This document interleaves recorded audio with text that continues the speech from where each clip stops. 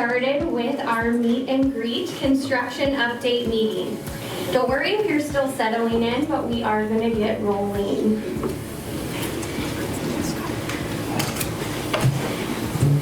We have a lot of great information to cover, some of which is provided by our developer, David, and some information on downsizing, which is a very hot topic. Many of you may be going through this process yourself, and although the process is very beneficial and usually necessary, it can be a little tough to tackle. And I don't know about you, but for me, the stuff just seems to show up. So, Jessica King with Caring Transitions will talk to us about that later if you want to stay for that portion. As many of you know, I'm Meredith Eubanks, the housing advisor. We've met probably. And we just want to begin like we did in April. Some of you are here with us, and some of you are new. But we want to start the same old way, with a sincere thank you. Our team is blessed and honored that each and every one of you have decided to join us on this journey. Those of you in the room present, and those that may be joining us virtually or watching this a little bit later. We appreciate you, each and every one of you.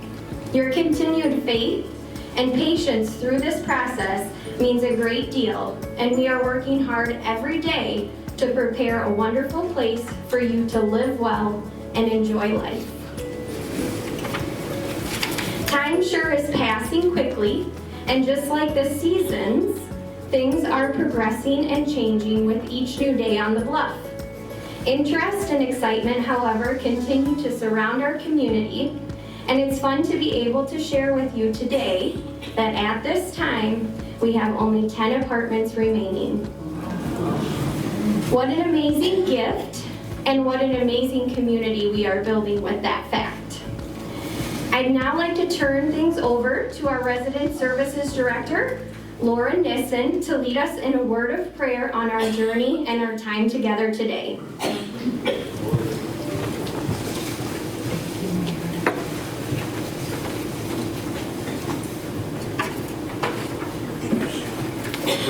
Thank you, Meredith, and hello, everyone. It's great to see you. Hello. Let us pray. Yeah. Heavenly Father, thank you for the opportunity to gather together as a new upcoming community at Mount Carmel Bluffs. We are delighted to be starting this new adventure together. We have our future tenants who are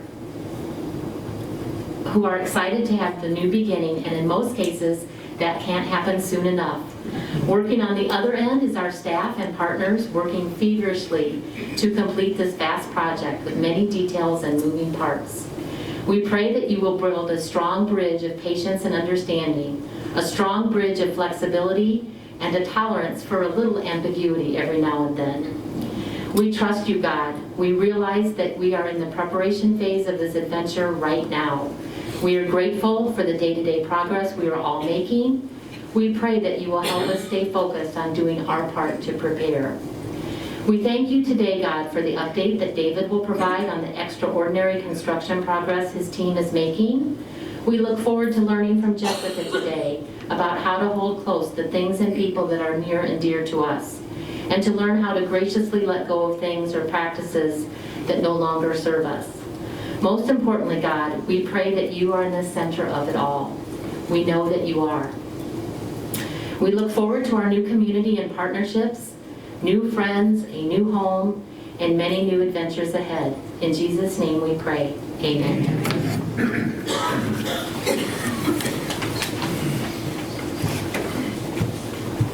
Thank you for that wonderful prayer, Laura. It is a season of change, and I think you put that into perspective quite nicely. I'd now like to take just a few moments to make a few team introductions. So if you hear your name called, if you could give us a smile and a wave, we'd appreciate it. You know it takes a village, and we have a good one. So first, I'd like to introduce the Sisters of Charity board members and staff. Alan and Terry, could you wave and smile? 2 BVM board members for us there. Next, we have our Presbyterian Homes and Services staff who may not work on site day to day, but are working elsewhere on our mission and values. David Palmer, our project developer, who's on the mic pretty shortly here. And sitting next to him is my supervisor and our regional marketing manager, Libby Newland. And then we have some friendly faces that you may have seen on your way in that work here on campus day to day to provide the best services we can to you. First of all, I know Julie Wessels was back there somewhere. Julie, can you give us a wave? She's in the back there. She makes our wonderful punch and refreshments all the time, so we love having her in our corner. And Sarah Rentz, I believe she's back there as well. So she's had a little bit of a change in position. She was our campus administrator, but will be now serving as the care center administrator. So really exciting role. And in the interim for our campus administrator, we have Linda Krentz, who works for, she's back there too. She works for Presbyterian Homes and Services and will provide this service for us in the interim. So let's give them all a round of applause. They make all of this possible, and I am honored and blessed to be a part of that team. So now I'd like to invite David Palmer up to the front to give us a construction update. And if you're having trouble seeing the photos, we know it's tough, we'll turn down the lights, but the TV in the back where the refreshments were also are playing these same photos, so you can get an up-close look. And at the end, we'll open the floor to a couple of questions, and I'll have a microphone to come around so everyone can hear your questions. So enjoy the update.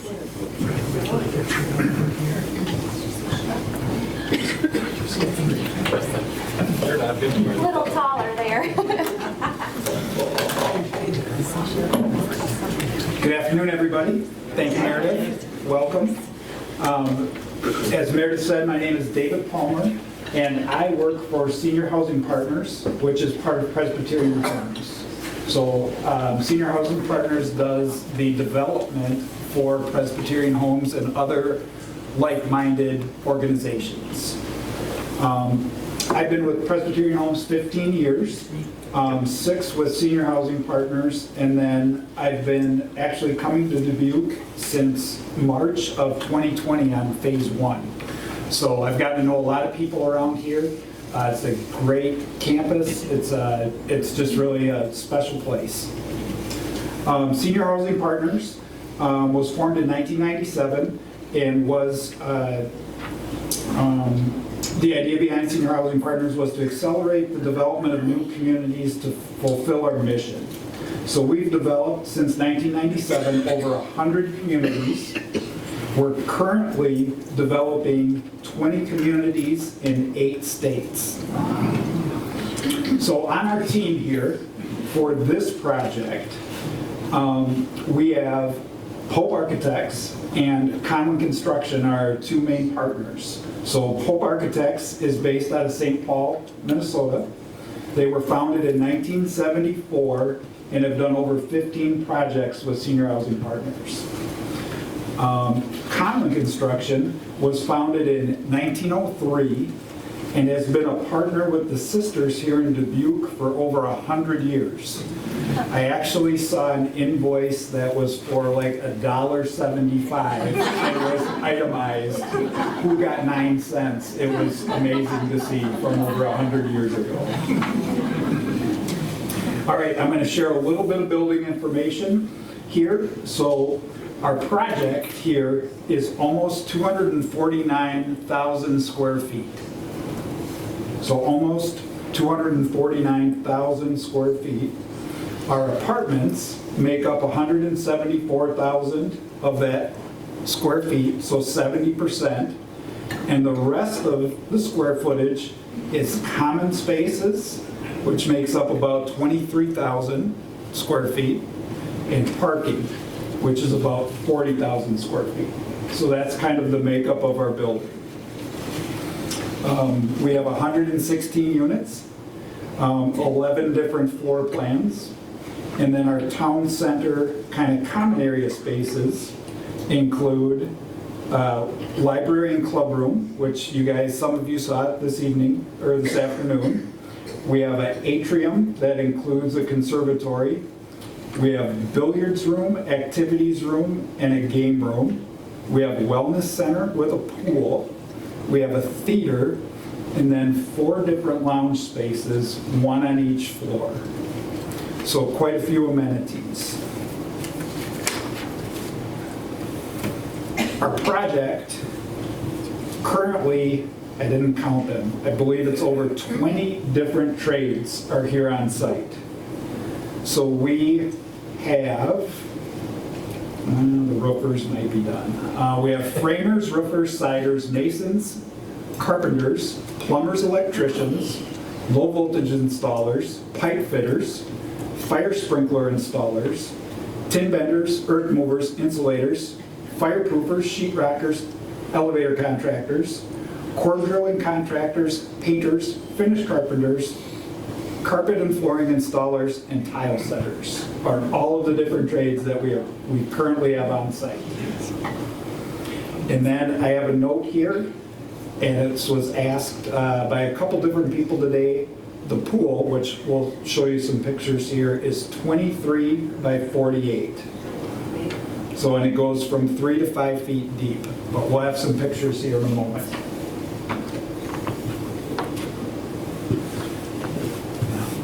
Stand here so I can be heard. So here is our kind of rendition of the project. Everybody probably drove past here on the road as they came in down to phase 2 here. So this is I'm drawing a blank, a rendering, pardon me.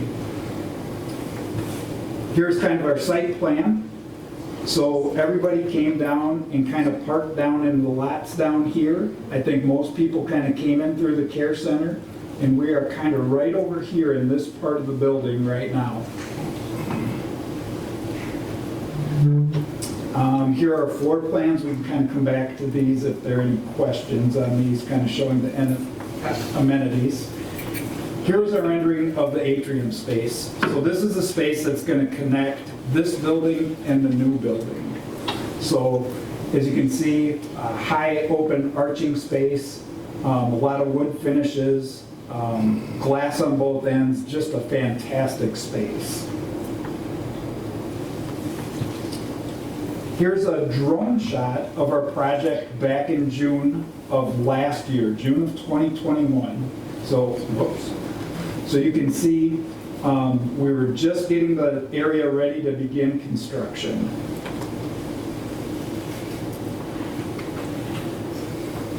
Here's the first phase, done and built, and then here's kind of showing the second phase. We're in the corner of this building right here, and you can kind of see a great shot of kind of the whole site here. I'm going to move through some of these pretty quick. So this is about where the garage door is of the new building. You guys may have noticed that on your way onto the site. This was in October of last year, so right about a year ago. We had foundation in, and they're putting on what we call the plank here. They crane all of these different sections of precast cement in, kind of set them in, and our garage is underneath this whole area here. Another shot in October after wood framing started. So this is all apartment areas here. You can kind of see we have 2 floors built there. This is in November. We were already kind of up to the 4th floor on this end. Roof was on. This is one of our elevator shafts here, kind of a connecting point. January of this year, 2nd floor. So here's our garage door that first shot was from. We have 2 kind of framed floors on here, and we had 4 floors and a lot of the roofing on up here.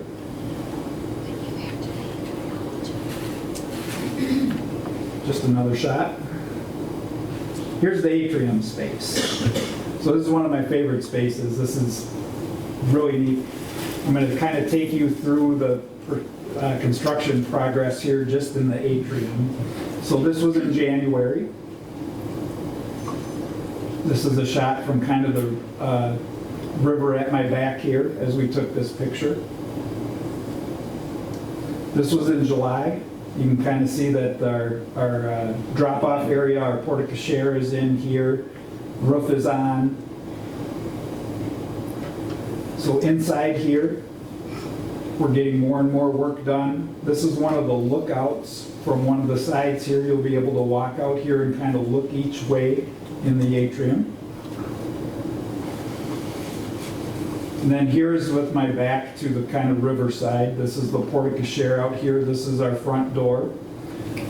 We'll have a reception desk in this area. There'll be a fireplace. There'll be some soft seating, and there'll be a conservatory area out in this area too. Here you can kind of see these two balconies peeking out on each side.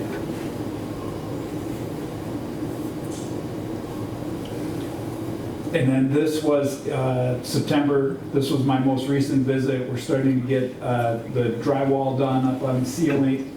You can see the glass is in now. The area is just really coming together. Okay, now we're back to just some other construction photos in our process. So this was back to February. So March, we kind of gotten the roof on both parts. So we built up these two wings and then came back and built up the last two wings here. So this part of the building is much further along than this part of the building.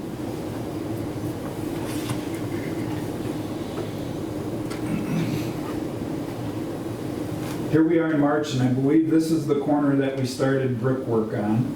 And they're still putting brickwork on today, but they're getting close to being done. So, yeah, several months of brickwork. Here in March, you can see we were getting decks framed out on this side of the building.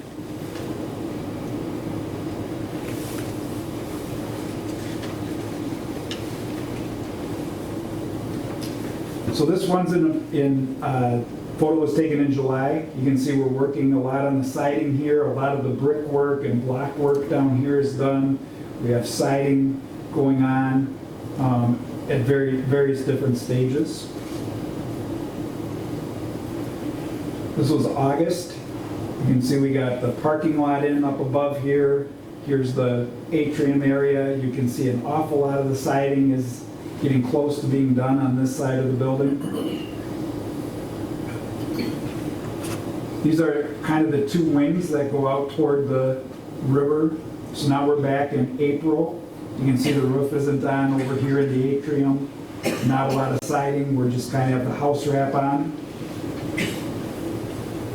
This is July.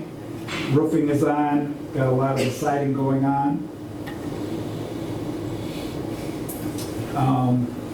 Here's part of our heating plant. So we have a couple of boilers down here. We have water heaters lined up here. So just kind of a progress picture of some of the mechanical systems. Okay, here we are at the pool. So this is down in the lower level of the new building. This would have been back before the top went on. So this is probably January. Sometime. You can see this is the more shallow end. We get deeper this way. Here we are inside. These gentlemen are working. They're down at the deeper end, and this is the shallower end. Here's kind of all the reinforcement work before they poured the concrete. This is kind of outlining the deck that goes around. So here's a hot tub area that's also in the pool area, and then the pool down here had the concrete put in and is progressing. This was probably 2 or 3 months ago. You can see we have tile work in. They're starting to get the finished floor in around the sides. And then this was probably last week. They've got the heat ducts in. They have a lot of the acoustical panels up to make the room sound better. Everything is getting painted out and getting near completion. This is down in that same area, close to the pool. This is our wellness center. So this is the side of the wellness center where we'll have the exercise groups. Here we have windows out. This is window out toward the river. Now we're up in one of the corridors, and this was probably Mayish, this photo. So you can kind of see we do a lot of insulating for sound to try to have sound and not transfer from floor to floor. Here you can see as we progress, we have some electrical lines here, we have water lines. These are all water lines that serve the units. And then here you can see we're getting even further along. Drywall is in. These are all resident room unit doors. As we go down, you can see the HVAC up in the ceiling. We have lighting here that will get dropped in. And then this is actually what the trim will look like around every one of the apartments. And then today when I was out on site, they actually have a fair amount of the acoustical grid going in. So there'll be ceiling similar to the ceiling in here, in between here in the hallway on one of the floors. They're that far. Here's one of our apartments. So you can see this was several months ago. We had just started putting in electrical boxes. Here you can see that we have some of the plumbing in. You can see the white PVC pipe. There are water lines. There's all kinds of wiring in the ceiling. Then what we do is we put up this netting and we blow the whole area full of insulation, which helps with sound from floor to floor. You can see even here this channel is called sound channel, and this actually helps very much with the sound going from floor to floor too. This is what they actually attach the drywall to. And here's that unit with drywall in it. We have the HVAC ductwork is in. You can see the deck door here. This is where the kitchen will be down here in this front area. This is that same unit now with what we call gypcrete, or self-leveling cement in it. So they come in and they pump cement in. This is also part of the sound abatement between floor to floor and gives us a great surface to put our flooring to. So now this is one of the turret units. Another one of the turret units kind of looking out into the turret area. Here's the unit all drywalled with the ductwork in. And then here's the actual turret. We just started laying flooring in units. So this one has flooring installed. Another shot of the flooring. And then we just started installing kitchen cabinets. So kitchen cabinets are in the process of being delivered. They started installing this week. This isn't a very good picture, but if you could see it at all, you could see the tile floor here in one of the bathrooms is what I was trying to show here. And then this was, as you guys all came in, we have our new blacktop road in. As you come in, there's one lift left that has to be completed on that, but I think this is as recent a picture of the project as I have. So in our construction process, we say we build up and finish down.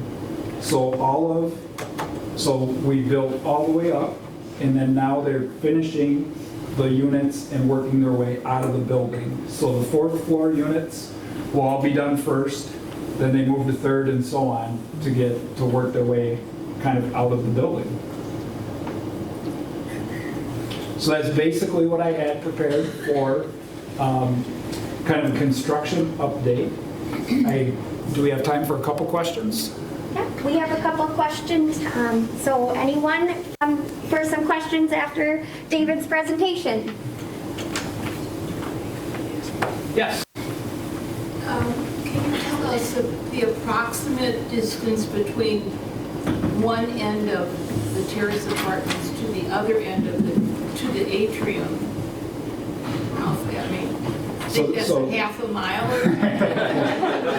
David, are you going to repeat that question? Yeah. So the question was, could I say how far it is from one end of the building to the atrium to the other? And unfortunately, I cannot, I don't know that number off the top of my head, but I can work on that and get it to Meredith and she can reach out. And then another somewhat related, what's the distance, what would be the distance between the beginning of the terrace apartments to the end of Gables? So the question is, what's the 5 distance? miles, okay? So are you thinking, how far can you walk inside? Yes. I'll have to work on that, but I can do a little research. I think it's safe to say you'll have some good winter walking square footage. And any questions that we don't have, David will get those to me and we'll get them to you as soon as possible. I have a question about blackout curtains for bedrooms, particularly in the parking lot there. I assume there will be lights outside. Can you get the bedrooms dark, or what's the situation with blinds? Yeah, so the question is about bedrooms and blinds. So we provide a horizontal blind in the bedrooms. I wouldn't call it a blackout blind. But it's an aluminum, I think they're 1-inch mini blind, horizontal blind So in the would you need to bedrooms. add curtains to get it dark enough to sleep? That is certainly an option. I don't know how, I guess I'm not sure if a lot of people add curtains or not, but I think you can.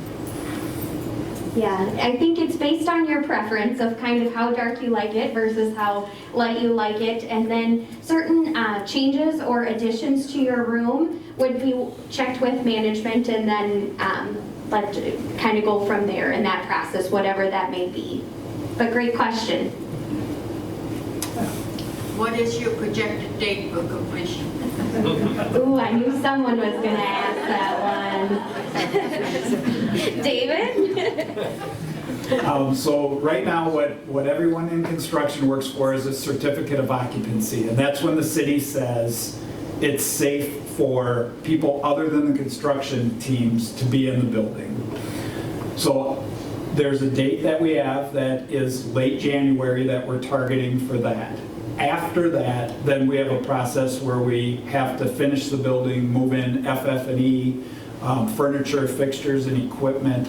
There's a time that takes to get things moved into the building.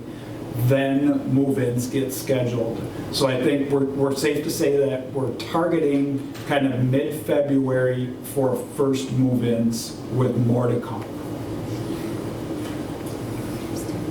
Yes. So the first move-ins would probably be the 4th floor? That I'll let the marketing team talk to about how that's decided. So it isn't necessarily in an order like that. So that's a great question that brings up a really good point. So again, like I mentioned, we're working day by day behind the scenes to make a wonderful place to live. We are doing that for move-ins as well.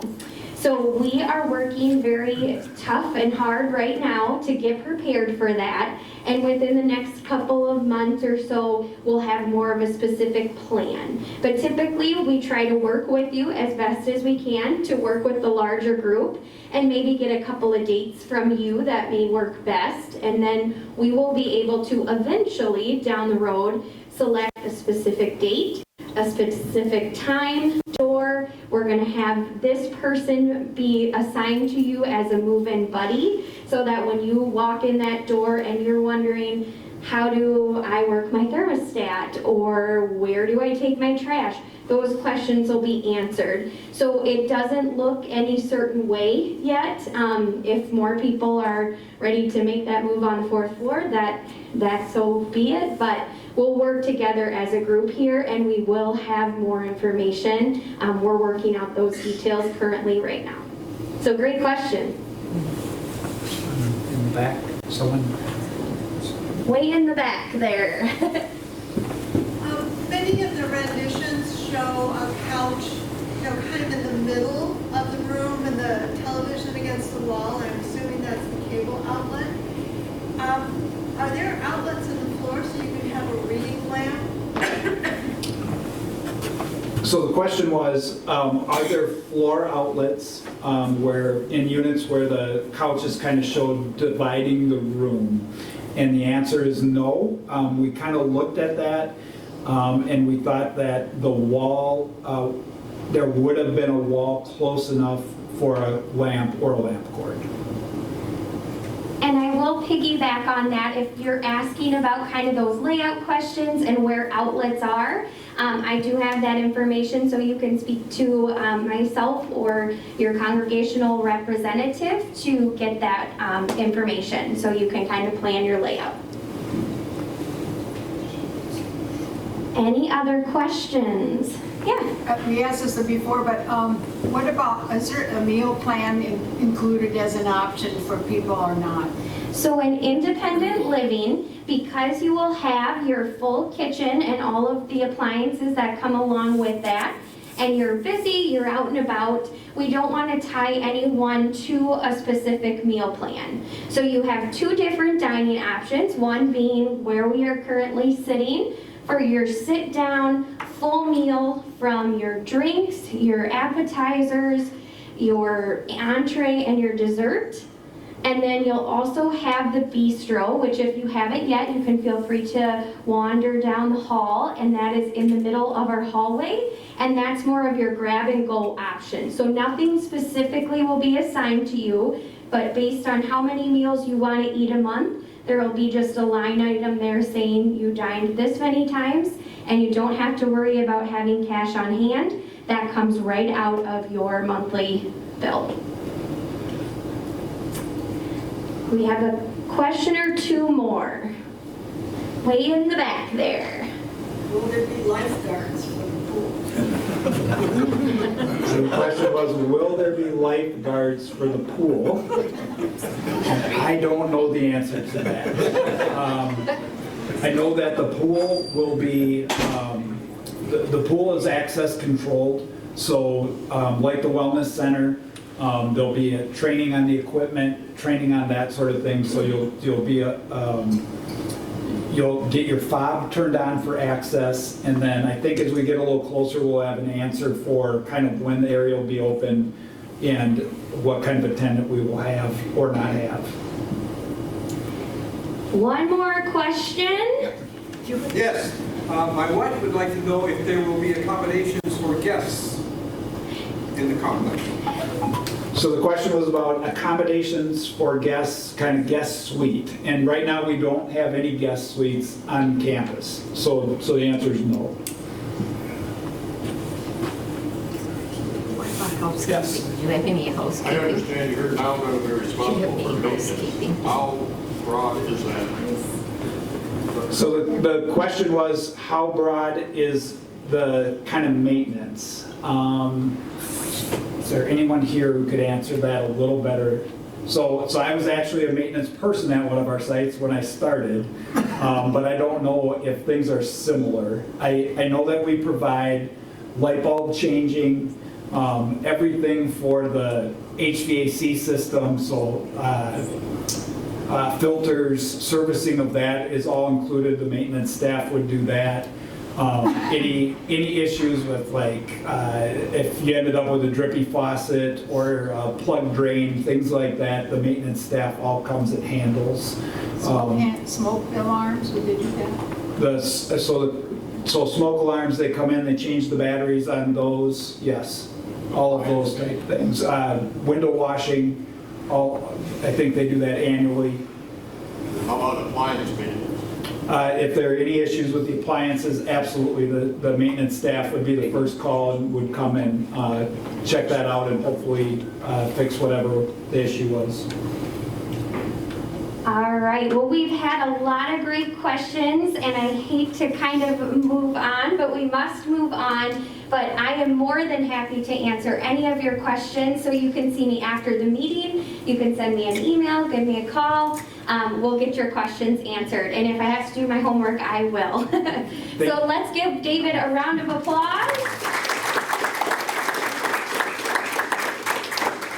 Thank you. At this time, we're going to invite you to stretch your legs just a couple minutes, so we'll take about a 5 to 10 minute break.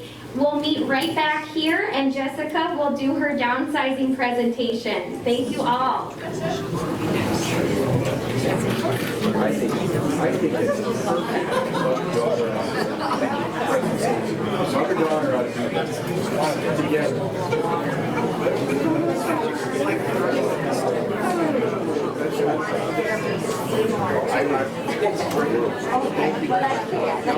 I appreciate it. All right, everyone, if you could kind of start making your way back to your seats. We're going to get started in just a minute or two with our downsizing presentation. So thanks for sticking around. All right, everyone. I'm going to go ahead and introduce our downsizing speaker. So with me here is Jessica King, and she is the managing partner for Caring Transitions of Eastern Iowa, located in Dubuque. And she has double duty there and is also the Caring Transitions of Northeast Iowa in Waterloo. Jessica understands the overwhelming emotions, stress, and physical limitations that often present with later life transition. Her goal is to help make this process as stress-free as possible for her clients and their family. Her work at Caring Transition is truly a labor of love. Jessica's professional background includes helping to develop the Integrated Health Home IHH program, don't say that 10 times fast there, for Hillcrest Family Services in Dubuque, where she provided care coordination and advocated for people with mental health diagnosis and was part of a mobile crisis team. She also spent several years working evenings and weekends at the YMCA Domestic Violence Shelter as a victim services advocate. Jessica's passion for serving others eventually led her to Home Health Instead Senior Care, where she performed consultations for care services and performed the community outreach to help seniors and their families navigate their resources and options for care. Jessica also loved to work shifts as a caregiver whenever she was needed. She served several years as a board member for the Retired Seniors Volunteer Program, RSVP, and as a board member for the Alzheimer's and Dementia Alliance of Wisconsin Grant County office. She has helped facilitate the Dubuque Memory Cafe for the deeply forgetful and their caregivers. Thank you, Jessica, and good go. Thank you. Let's give her a warm welcome. Thank you. Thank you for having me, and thank you for sticking around. I know you could have kind of fluttered away a little bit there, but I'm always very, very excited and very honored to be able to get up and to talk about downsizing and transitions. As Meredith mentioned, I used to help facilitate the Memory Cafe here in town. So I just want to give a little shout out to Laura Nissen. I'm sure a lot of you know Laura. Laura used to help facilitate that with me. So Laura and I have a great history, and just what a dynamic team that's here. And I know out in the community, this is all the buzz, right? And so what an amazing, amazing facility, what an amazing legacy this is going to be for Dubuque, and just what a great investment. So anyway, so on to the downsizing. So I wanted to start, first of all, by a show of hands. How many of you have been in your current home for 10 years or longer? Okay, now I'd like you to keep those up. If you've been in your current home for 20 years or longer, keep that hand up. If not, you can go ahead and drop it. Okay, so we've got several for 20 years. How about 30 years? Okay, how about 40? How about 50 years? Got one back there. Wow, wonderful. Well, and the reason I always like to start with that is because the longer we live in our homes, first of all, the easier it is to accumulate stuff. And if there's not a reason, if you haven't moved, you know, a lot of people might move several times throughout their life, but if you haven't done that, it's even easier to accumulate stuff. But there's also one of the reasons that John and I brought Caring Transitions to Dubuque is that we know that moving is stressful, no matter what age you are in life, no matter what stage you're at. But later in life moves often involve the process of downsizing and letting some things go. And so moving can be even more stressful when you're a little later in life and making some of those big adjustments. And so there's a lot of emotions that are involved with those processes. And as you kind of start your downsizing goals, and whatever those goals may be, right? You might only have a couple of areas of your home that you want to downsize. Maybe you've got 10 hammers. Every guy I ever meet has 10 hammers in their home. But as you begin your downsizing goals, and no matter what those goals are, sometimes they can be very emotional, okay? So I always tell people, first of all, that you should expect some of those emotions to come, and that it's almost like peeling an onion, okay? As you start going through your things and you're looking, you know, back through boxes of items maybe you haven't looked at in years, there's going to be some emotions that surface, okay? There might not be, but I know even when I go down to my basement and I pull out a tub of my daughter's artwork from when she was 5, I sit there and I cry as I go through it. So, but most people have some emotional attachment to their items, and the reason for that is because there's memories attached to our things. So just know that some of those emotions that you might face are normal. And one thing that I always recommend to the people that I work with is to, if you're feeling very emotional about letting go, and if you are looking to transition from a home you've lived in for 30, 40, 50 years, there's another level of emotions with that. So be very kind with yourself through that process. And also, let those closest to you know how you are feeling about that process. We've worked with a lot of mother-daughter teams, and there's times when the daughter just needs to leave because she doesn't quite get it, and she's, Mom, just toss it, you don't need that. But it is important that you have the people that are, if someone's going to be helping you with that process, that they understand that it is a process and that there's emotions there, and you need to work through those emotions. I also, when I go out and meet with someone for the first time, I'll knock on the door, and they'll answer the door, and they'll say, "Oh, Jessica, I'm so embarrassed. Am I a hoarder?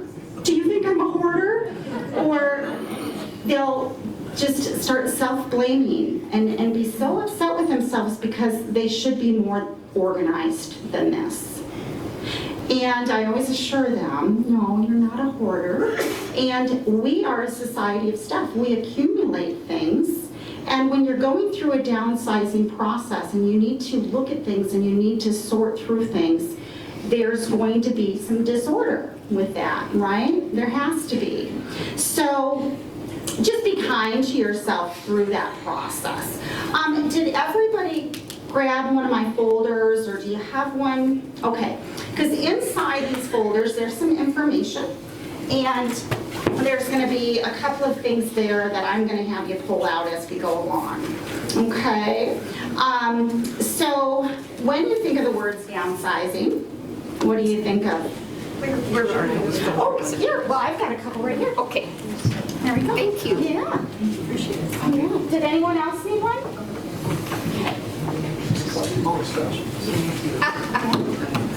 You're right. All right. I'm glad I had some up here.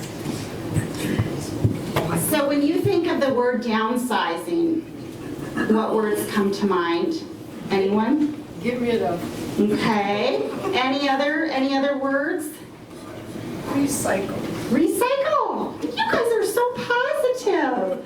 You know what I usually hear? Overwhelming. Where do I begin? Sadness, anxiety, you know, all these negative words about downsizing. I'm not ready for it, you know. So it's good that your minds are thinking in the right direction here. So my goal today is just going to help kind of give you some tips and tricks and a little direction to help kind of get you through that process if you're wondering where to begin, and also some ideas to help you find some comfort and joy in that process. Because sometimes, like I said, if it does get overwhelming and it does get emotional, you're going to want to find some joy in that process. And I always tell people too that if you are looking to make a transition into somewhere where you don't have to mow the lawn, you don't have to shovel, you know, there's reasons for those transitions, and there's a lot of positives with that. So kind of keep those positives, you know, in sight as you go through that. And then I also, just a reminder that, you know, as you're making these decisions, this is something that we don't want to think about, but everyone should, is that if you don't go through this process regarding your stuff when you can, someone else will have to go through that process when you no longer can or when you're gone. With Caring Transitions, we are a full-service relocation company. So we do downsizing, we do the packing, we do the moving, we get you unpacked and settled. We do all of that. We also do estate cleanouts. So families contact us when they've lost a loved one, and when I go out to meet with them, talk about being overwhelmed. So it's very hard to go through that process when you're grieving a loss and then you're left to deal with a lot of stuff. So I really commend everyone who comes to any of my downsizing seminars, because your mind is thinking in the right way. You know, we need to go through this stuff, we need to let some things go. And it's just important that you make those decisions with your stuff and maybe who you want to have some items and all of that now at this point. So just keep that in mind as well. Okay, so I want to talk about our stuff. So why do we hang on to things? Why do we have so much stuff? Well, we hang on to things, first of all, because of the memories that might be attached to those things. My mom had knickknacks galore, and she could tell you every single gift that someone gave her, and the story behind it, and all of that. And my daughters every now and then they make fun out of me because they think I'm like Grandma Jill because I'm a collector of some things. So, but anyway, that's a reason that we hang on to things and we accumulate things. We also hang on to things just in case we need them someday. We might not need them, we might never need them, but we hang on to things just in case. We also hang on to things because we hope to use them someday. We hope. Like we might hope to get in the jeans that we wore 30 years ago, right? We accumulate and hang on to things because we can, because we have space for them. If you have a 3,000 square foot home and you have a ton of kitchen cupboards, I bet you've got a lot of stuff you don't use shoved in those cupboards because you have the space. So sometimes that's what people do is just, you know, if you've got the space, you hang on to them. Sometimes people hang on to things just because it's my stuff. And sometimes, I see this a lot too, is people hang on to things because they may have bought that item 30 years ago and they paid a lot of money for it. They're not using it any longer and it doesn't have that same value, but they don't want to let it go because it may have taken them a lot of work to get that item 30 years ago, okay? And then we hang on to some things because they have a use, even though we might not use them. And I always think of empty ice cream buckets because I go into so many basements, especially of some of my people that have lived in their homes for 30, 40 years, and they have got a pile of empty ice cream buckets, okay? Why? Well, because we might need them someday. And we also hang on to things that aren't ours. How many of you are a storage unit for your children's things, right? Yeah, and I'm guilty of it. I still have my prom dresses at my dad's house because, you know, he needs my prom dresses. So that is another reason that we hang on to things. I have to share a story real quick. At one of my presentations I was doing in our Waterloo area one day, a sweet lady was sitting next to me, and she was 83 years old, and she still had her maternity clothes. And I said, well, you really think you're gonna wear that again someday? And she's like, oh, I know, I've got to let this stuff go. But she goes, but it was so cute back then. And I said, did you try to give them to your daughter when she was pregnant? And she said, yeah. I said, she didn't want them, did she? So there are things that we hang on to that we really can start letting go. We really should start letting go. Excess stuff has proven to really weigh people down. It can create a bit of a burden, thinking, oh, someday I gotta clean that out, someday, right? And sometimes in some of the homes that I go into, it can create some safety issues, and we never want that, right? Those are some of the reasons we hang on to things, and I'm sure in some of your homes you probably thought of some things maybe that you hang on to that could just go. So as you think about downsizing too, you might be thinking, well, where do we start? Where do I even start? I've lived in my house for 50 years. So I always tell people to start with your goals. If you are planning to move into Mount Carmel Bluffs, then you already kind of know what your timeline looks like. You know, you've got some time, but you really need to start setting some goals. If you live in a 3,500 square foot home and you're gonna be moving into 1,000 square feet, you already know you have a project ahead of you, right?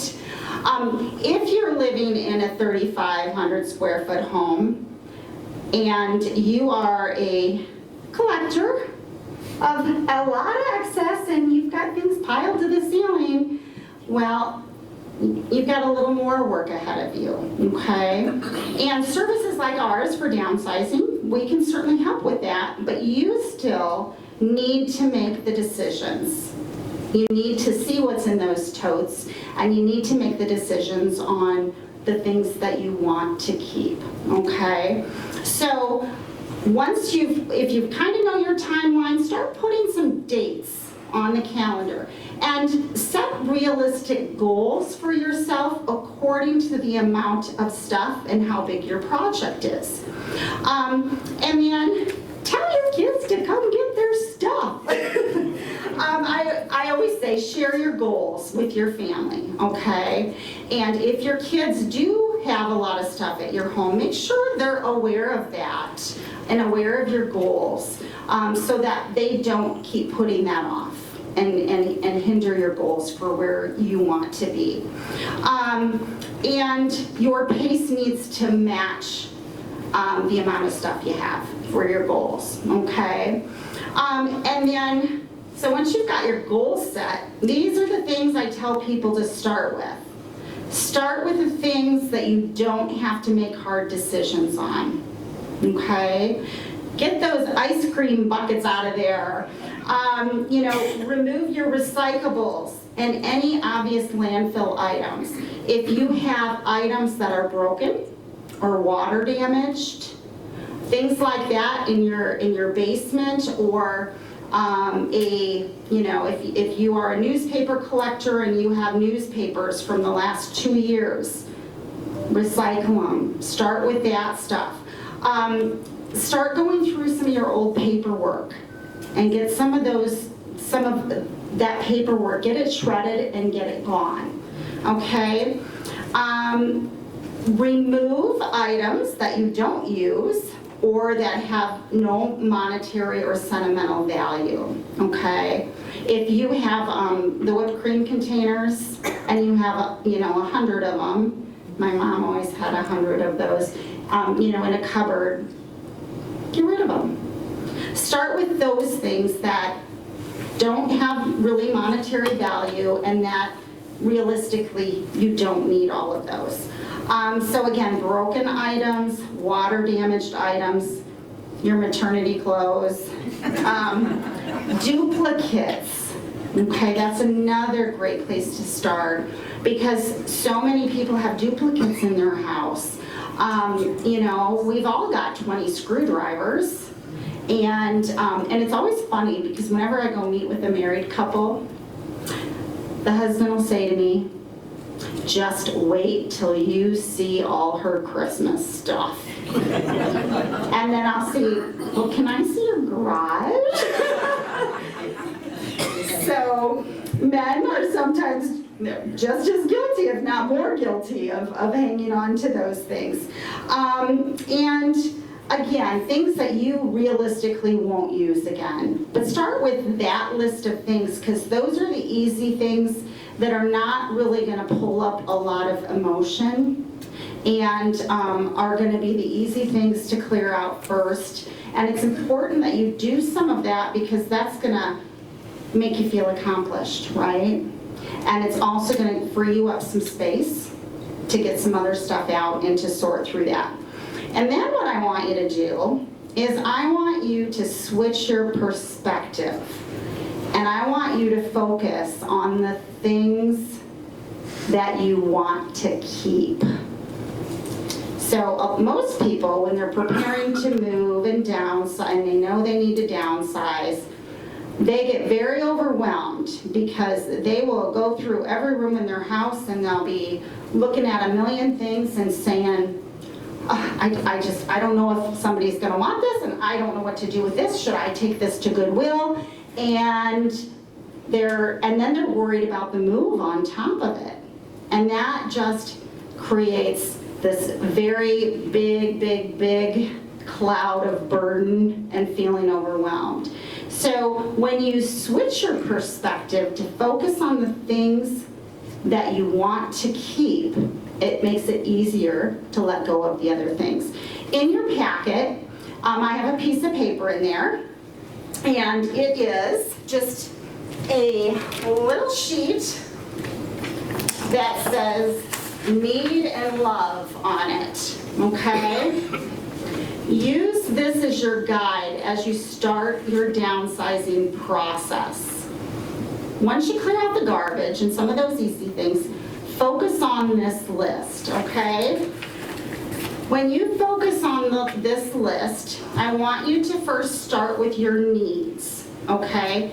The items in your need list are going to be the things that you use on a daily, weekly basis. The things that you use to function and to just live your normal life. So on that list, you're going to include things even like your recliner, your coffee pot, your toaster, those general use items that you use, because that's what you need every day for your daily routines, okay? Once you establish your need list, then I want you to focus on your love list. And I want you to think about the things in your home that mean the absolute most to you. Okay? If there were a fire in your home and you had to grab, and you had 10 minutes to grab the things that mean the most to you, what would you grab? Okay, for me, it's a quilt that I have. So there's things like that that mean the most to us. Those things are going to go on your love list, okay? Because we can like a lot of stuff. Well, I really like that. I really like to take that because I really like that. But in our homes, I bet we don't have a lot of stuff that we really like, okay? But with this list, once you identify the things you need and the things that you love, then it's easier to let some of the other things go because they become the filler stuff. You can look at an item and you can say, well, it didn't make my need list and it didn't make my love list, okay? So once you start looking at things from that perspective, that perspective has really helped a lot of people that I work with kind of work through the other stuff, okay? And then the other thing, if you are going to be making a move on top of that, you're going to want to make sure you have a floor plan, okay? And I know they have floor plans here, and I know as I heard people asking about the outlets and all of that. And those things, of course, are very important to your move. They're important to your need and your love list, okay? They're also important to the rest of your downsizing because you need to know how much square footage that you have and what is realistic to bring, right? And then once you have that floor plan or you have a basic idea of that, start living smaller, okay? Find out how many kitchen cupboards you're going to have. Women, we have the hardest times with our kitchens, especially if we like to cook and all of that. And those are typically what we see. Those are the hardest areas for people to downsize. So what I recommend doing is find out how many kitchen cupboards you're going to have, and then start living out of those kitchen cupboards, okay? Pull the things out that you know that you're going to want to take with you, and make sure they fit in the cupboards that you're going to have, okay? That's the easiest thing to do, so you can start getting that in your frame of mind. And it's easier to downsize now than to not downsize and take too much with you to the new place and then have to downsize it later. okay? No point in moving it if you have the time to downsize and go through that process now. And then the other thing I'm gonna tell you, please don't get a storage unit. We have so many people contact us because, and generally it might be a daughter or a son saying, Mom has had this storage unit for 10 years. We don't know what's in it. Mom doesn't know what's in it, but Mom has spent a lot of money on this storage unit. Well, I can tell you, if you put things in a storage unit, they did not make your need or your love list, right? Because they wouldn't be in that storage unit if they did. Yeah. Are you talking about the storage unit we would have here? No. I'm talking about going and getting a big storage unit that's going to cost you $200 a month. Okay? We see people do that because they don't take the time to go through the process. And we also, as much as safety is a big issue or a big concern for us. My entire crew, we love our senior population. We're certified relocation and transition specialists for our senior population. And so there is nothing that we hate worse than someone not being willing to go through the downsizing process, and we know they're taking way too much. We moved a lady once who was a quilter, so she had us move 36 boxes of fabric to her new assisted living apartment. It took up the entire second bedroom, and she was okay with that, but she couldn't even access those piled to the ceiling. It was taking up space that was not even, she couldn't go in that room. And she had this whole this ladies quilting group that she quilted with. And I kept telling her they would probably love some of that fabric. But she wasn't ready to do that, okay? But we were so concerned as we took that in there. We thought, oh my goodness, if she tries to go in that room, we don't want her to fall. So anyway, it's really important that you downsize now and you go through that process. And you can spend a ton of money on these storage units. And again, if you put things in storage, you don't really need them, and you don't really love them, because if you loved them, they'd be with you, right? And that's where people forget what they even have in storage. So anyway, so I just always like to mention that, because I think that is definitely worth mentioning. Okay, so you're going to tackle one room or one closet at a time. Don't overwhelm yourself. Don't go through your home and start taking things out of all your closets at the same time, because you're going to have a mess. And then you're going to feel even more overwhelmed, and then you're going to call me for help because everything's such a mess and you can't deal with it, okay? This happens too. So I always tell people to start one closet at a time, or if you're going to tackle a big room, then set a timer for an hour and work until you get that timer goes off and be done for the day. And then feel accomplished that you got what you got done, okay? That way you're not going to get overwhelmed, you're not going to get exhausted, and you're still going to feel like you're making progress, okay? So I think those are always, that's always what I recommend as well for that. And then when you are going through the process and starting to go through those closets, have 3 boxes. Have a donate box, have a disposal box, and have actually have 4 boxes. Have a family box. If you come across something you think a family member might want. And then have a box maybe that you don't want those items. They might be donations or they might have some value, okay? but kind of have a system in place as you go through that. And then if you are tempted to go through those boxes and take stuff out, get the boxes out of your house. Seal them up, put them in the garage, take them to, take your donation boxes and deliver them, whatever is needed. Call us, we'll take care of them. But don't, because otherwise, and I know this has happened too, people start going back through those boxes and changing their mind. Well, maybe I do need this.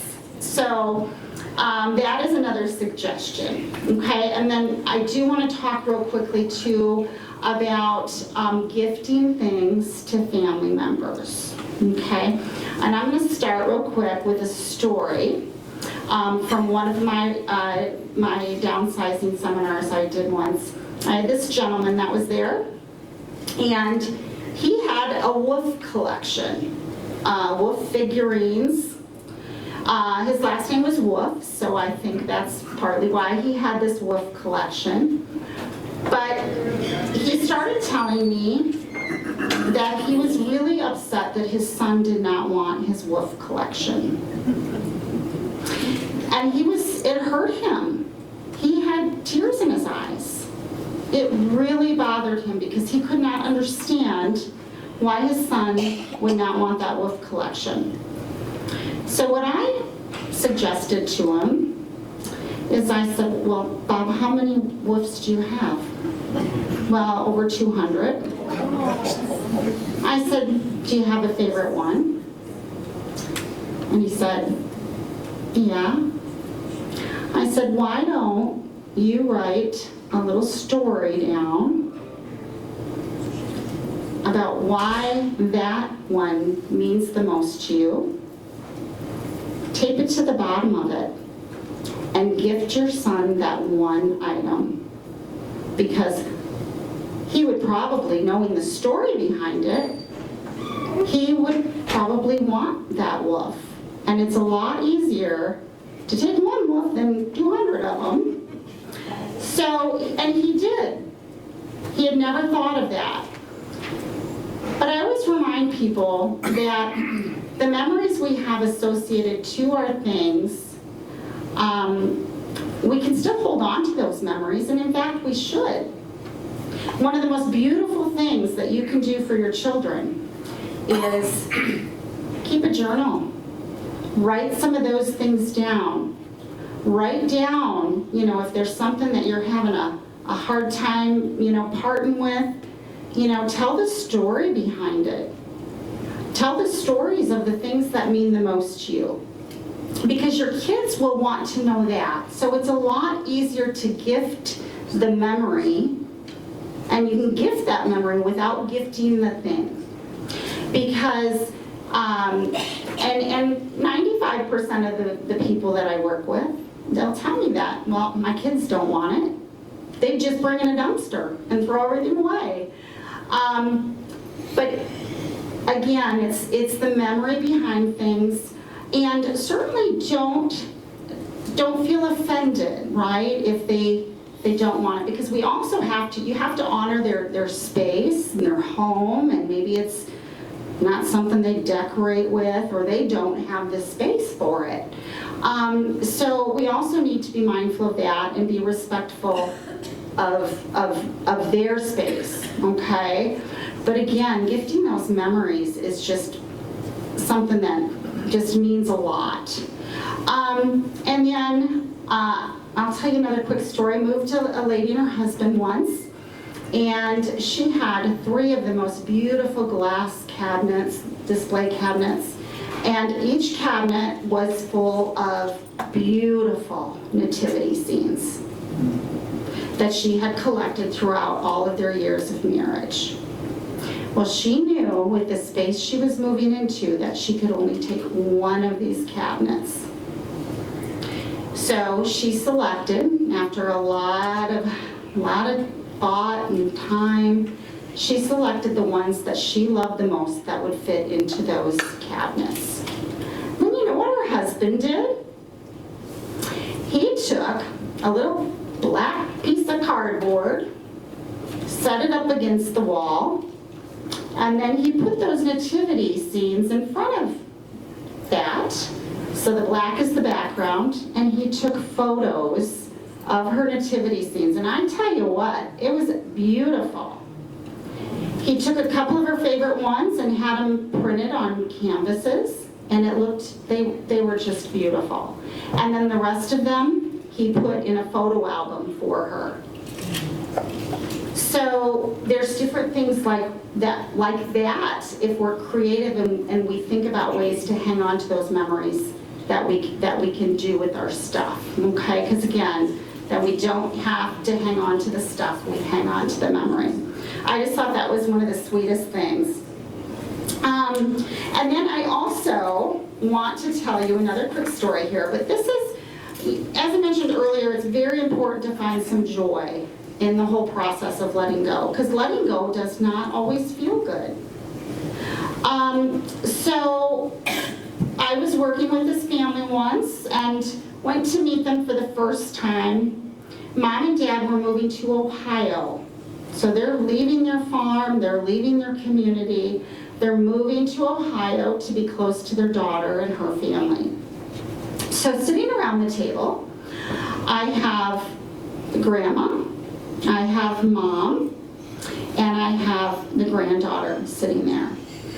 And so we start talking about their upcoming move, and all of a sudden, the granddaughter starts giggling, and she nudges her mom. Her mom just busted out laughing, and then Grandma started laughing, and I had no idea what was going on. And they said, "Oh, we're sorry, we're not laughing at you. We're not laughing at you, we promise." And they are just chuckling away. So when they kind of pulled themselves together, they said, "Well, we'll tell you why we're laughing." So they decided to, because this was such a difficult transition for their parents, they decided one night to have a pizza party. Okay, all the family came over. There were a lot of grandchildren, and they had already, Grandma and Grandpa had already decided the things that they were going to take with them. And so at this pizza party, when everyone came through the door, they all got their own set of colored stickers. You know, kind of like those garage sale stickers. So one had purple, one had blue, one had orange. And then they all got to take their sticker and go through the house and put their colored sticker on the things that they wanted. And what was so neat about this was that the things that Grandma and Grandpa thought that they would want weren't the things that they wanted. And then what they did was they all went around and they told the story about why they wanted that item. And I thought, oh my goodness, what a beautiful idea. So hearing their children and their grandchildren telling about the memories that they had with those items and why they wanted those items just made Grandma and Grandpa so happy. They had no idea, right? So the reason they were laughing is because behind my head, where I was sitting in the kitchen, was this little tiny Hershey's Kiss holder. I don't know if any of you have ever seen these. I saw them when I was little, but they're just little crocheted. You squeeze the cheek, looks like a little ornament. Squeeze the cheek, you put a little googly eyes on them, squeeze the cheek, and you can put a Hershey's Kiss in there. So that Hershey's Kiss holder had hung in Grandma and Grandma's kitchen for years, through all the grandkids. And so the grandkids all wanted that Hershey's Kiss holder. So as we were sitting there, the granddaughter that was there noticed that her sticker was no longer on that one of the other grandchildren's sticker was on this. And so then they start telling me that it became this really funny thing over the course of the last week, because whenever one of the grandkids would come in, they would put their sticker on and take the other person's sticker off. So I thought, what a beautiful thing, right? But they really, with this transition, the family made this kind of this process of letting go into this great family event where they were able to hear the memories, and it really surprised them, the things that their kids and their grandkids, had sentimental attachment to and that they wanted.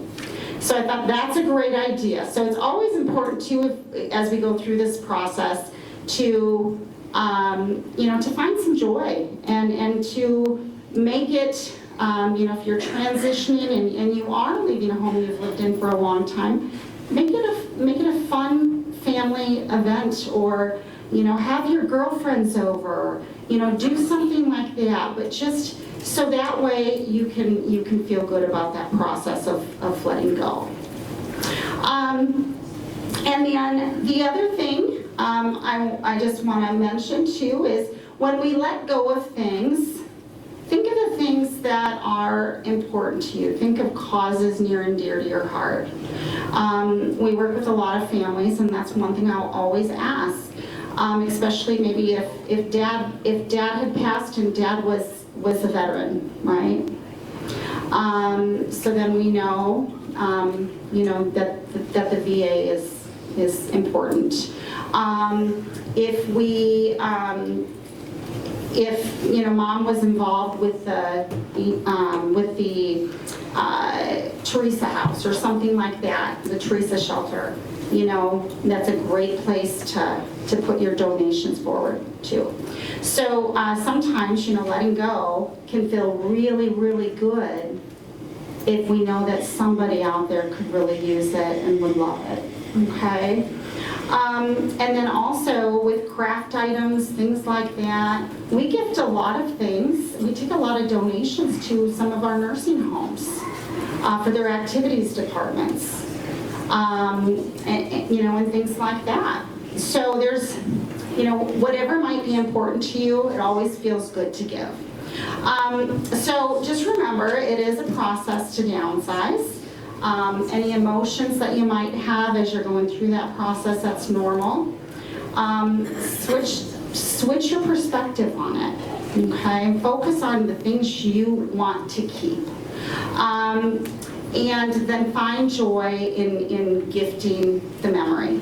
One other thing I'll tell you real quick, I'll kind of end with, is I have lost both of my parents, and I lost them all within a 5-year time span. So, but I'm also very fortunate in that my parents were actually divorced when I was little, and my parents remarried. So I have 4 parents, right? I have 2 wonderful step parents, and but when I lost my dad, and then when I lost my mom, I thought, oh, I can't go through this 2 more times, But very fortunate that I have my 2 other parents left. Holidays are very hard for me, and this past Christmas, I was just having a really hard time one day, and I came home, and there was a box for me on my doorstep. And right away I recognized my stepmom's handwriting on the box. And so I took it in and I opened it. And I pulled out the most beautiful quilt that she had made for me with my dad's t-shirt collection. And what was so wonderful about this is she filled 3 pages. And she told me every story behind that t-shirt and why that was one of my dad's favorite t-shirts. And she said, when you're having a hard day, when you miss your dad, I want you to snuggle up in this, okay? It is the most wonderful gift that I have ever been given.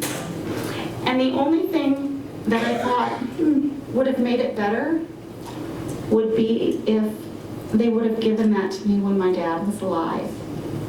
Right?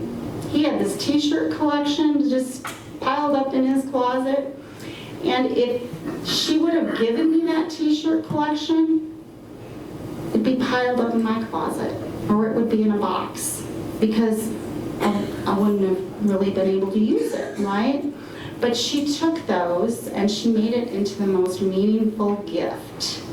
So sometimes with some of the things that mean a lot to us, that when we're ready to let go of those things, There's some really creative things that you can do to make those items into useful and very meaningful gifts too. So I always think about that at the holidays. What can I do that would have such meaning to someone? And I also only gift my children. I have 2 kids in college. I only gift them memories now. I take them somewhere. I take them to a Broadway show, or I do something like that, right? So, and then the last thing I'll end with is just don't get a storage unit. So, but thank you for having me. And all of our information is in that folder. If anyone would ever like to hear more about our services and how we could help you through the process of downsizing or for your move, and that entire process, we'd love to meet with you. Our number is in there, so you can call us and we'll schedule a free consultation to come meet with you and work out a plan. Okay? All right, thank you.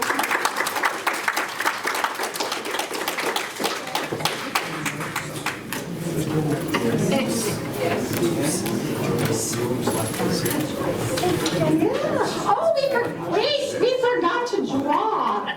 She does have good. I have a good basket. And I have to tell you, somebody came up to the table, was gonna put their name in there, and they said, well, if this is on downsizing, why are you giving a basket of stuff? But It seems pretty usable. this is all usable stuff, and one thing in here that I love to gift to people is this book called A Lifetime of Memories. In this book, it will ask you about things in your life that are important to you and just general questions that someday your kids or your grandkids would love to have. So gift your memories. Keep that journal, write things down, because this is what's important. That and the candy. All right. Okay. You want me to hold the basket? Let me do the. Let's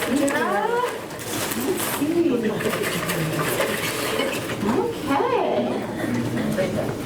Kathy Jewell? Oh, she's gone. Oh, is she gone? Yeah, let's try one more. And then if not, we'll get it to them. Regina Qualls? She just left. She just left. We'll try one more. Third time's the charm. Oh,